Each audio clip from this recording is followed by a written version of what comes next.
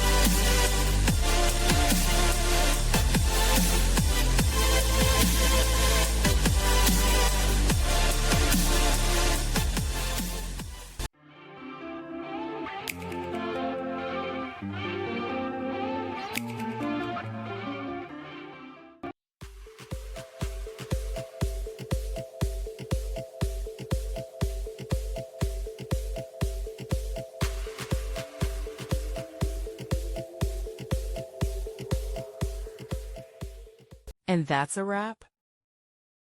I hope you found the answer you were looking for. If you did, take a second to hit that subscribe button. It really helps out. And let me know in the comments which solution worked best for you. See you next time in the Debug Zone.